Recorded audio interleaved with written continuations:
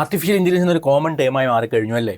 മനുഷ്യബുദ്ധി ഉപയോഗിച്ച് ചെയ്യാൻ പറ്റുന്ന കാര്യങ്ങളെ യന്ത്രങ്ങളുടെ സഹായത്തോടെ ചെയ്യുന്ന എന്തിനെ നമുക്ക് ആർട്ടിഫിഷ്യൽ ഇൻ്റലിജൻസ് എന്ന് പറയാം. ഉദാഹരണത്തിന് ടെസ്ലയുടെ സെൽഫ് ഡ്രൈവിംഗ് കാർസ്, ChatGPT, ഗൂഗിളിൻ്റെ ജെമിനി, അലക്സ ഇവയെല്ലാം വർക്ക് ചെയ്യുന്നത് ആർട്ടിഫിഷ്യൽ ഇൻ്റലിജൻസ് അല്ലെങ്കിൽ AI അടിസ്ഥാനമാക്കിയാണ്. AI കാരണം ഇന്ന് പലർക്കും ഒരു ഡൗട്ടുണ്ട്, AI കാരണം അവരുടെ ജോബ് റീപ്ലേസ് ആകുമോ എന്നുള്ളത്. ആദ്യമൊക്കെ AI ഉപയോഗിച്ച് ജനറേറ്റ് ചെയ്യുന്ന കോണ്ടന്റിൻ്റെയും ഗ്രാഫിക്സിൻ്റെയൊക്കെ ക്വാളിറ്റി വളരെ കുറവായിരുന്നു. എന്നാൽ ഇപ്പോൾ മിഡ്ജേണി, Leonardo.ai പോലുള്ള ടൂൾസ് ഉപയോഗിച്ചിട്ട് വളരെ റിയലിസ്റ്റിക് ആയിട്ടുള്ള ഇമേജസ് ബിൽഡ് ചെയ്യാൻ സാധിക്കും. കൂടാതെ ഡെവിൻ, മൈക്രോസോഫ്റ്റിന്റെ കോപൈലറ്റ് പോലുള്ള പ്ലാറ്റ്ഫോംസ് ഉപയോഗിച്ച് കോഡിൽ നിന്ന് ബഗ് കണ്ടുപിടിക്കാനൊക്കെ പോസിബിൾ ആണ്. സോ AI ഡെഫിനറ്റ്ലി കുറച്ച് ജോബുകളെ നഷ്ടപ്പെടുത്തും. എന്നാൽ AI ഉപയോഗിച്ചിട്ട് മറ്റ് കുറച്ച് പേർക്ക് ജോബ് ലഭിക്കുകയും ചെയ്യും. ഞാൻ ഈ അടുത്തിടയ്ക്ക് കേട്ടൊരു വാചകമുണ്ട്, AI will not replace your job but AI will replace the job of those who don't not to use AI.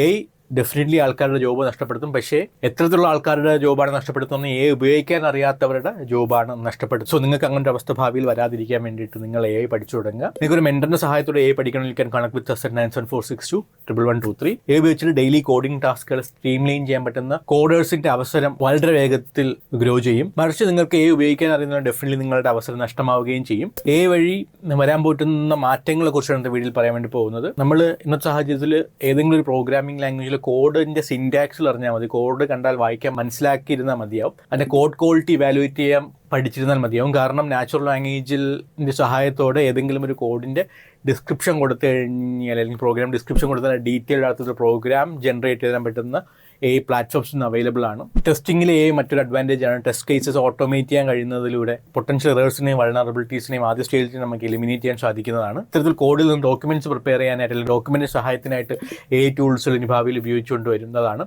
അതുകൊണ്ട് തന്നെ പുതുതായിട്ടൊരു ടീമിൽ വരുന്ന ഒരു അംഗത്തിന് പോലും ഈ ഡോക്യുമെന്റേഷൻ വായിച്ചു നോക്കി കഴിഞ്ഞാൽ ഇൻഡെപ്ത് ആയിട്ട് കോഡിനെ കുറിച്ച് മനസ്സിലാക്കാൻ പറ്റും. നേരത്തേക്ക് എന്ന് പറഞ്ഞു കഴിഞ്ഞാൽ ഒരു ടീമിലൊരു പുതിയ മെമ്പർ വന്നു കഴിഞ്ഞാൽ അവർക്ക് ലേണിംഗ് ഫേസിന് 1-2 മാസം കൊടുക്കും. ഇതിപ്പം ഇനിയൊരു സാഹചര്യത്തിൽ അങ്ങനത്തെ കാര്യം പറ്റത്തില്ല. 1-2 ദിവസം കൊണ്ട് തന്നെ, അല്ലെങ്കിൽ മാക്സിമം ഒരാഴ്ച കൊണ്ട് തന്നെ എത്ര പഴകി എത്ര ഡീറ്റെയിൽ ആയിട്ടുള്ള കോഡിലും ഡോക്യുമെന്റ്സ് ജനറേറ്റ് ചെയ്തിട്ട് അതിനെ മനസ്സിലാക്കിയെടുക്കാൻ സാധിക്കുന്നതാണ്. സോഫ്റ്റ്വെയർ ഡെവലപ്മെന്റ് ലൈഫ് സൈക്കിളിൽ AI ടൂൾസ് അധികമായിട്ട് യൂസ് ചെയ്യുന്നത് ഞാൻ വിശ്വസിക്കുന്നു. അതുകൊണ്ട് തന്നെ സോഫ്റ്റ്വെയർ ഡെവലപ്പ് സൈക്കിളിൻ്റെ ഓരോ മൈന്യൂട്ട് സ്റ്റേജസും ഇൻഡെപ്തായിട്ട് ട്രാക്ക് ചെയ്യാനും അതിന് ഇവാലുവേറ്റ് ചെയ്യാനും AI ടൂൾസ് ആയിരിക്കും ഭാവിയിൽ ഉപയോഗിക്കുക. സോ ഈ 4-5 മാറ്റങ്ങളാണ് ഇനി സോഫ്റ്റ്വെയർ ഡെവലപ്മെന്റിന്റെ ഭാവിയിൽ AI കാരണം വരുന്നത് ഞാൻ വിശ്വസിക്കുന്നു. ഇതെല്ലാം നിങ്ങൾക്ക് എന്തെങ്കിലും മാറ്റങ്ങൾ നിങ്ങൾക്ക് തോന്നുന്നുണ്ടെങ്കിൽ, നിങ്ങൾക്ക് എന്തെങ്കിലും ഡൗട്ട് ഉണ്ടെങ്കിൽ താഴെ കമന്റ് ബോക്സിൽ രേഖപ്പെടുത്തുക. ഞാൻ അതിന് ഉത്തരം നൽകുന്നതാണ്.